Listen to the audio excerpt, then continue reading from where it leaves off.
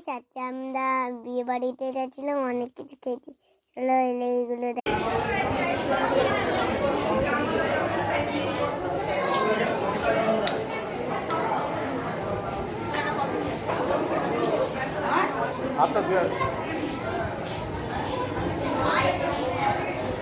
আমি খাবো না, ও দেওয়া হয়েছে।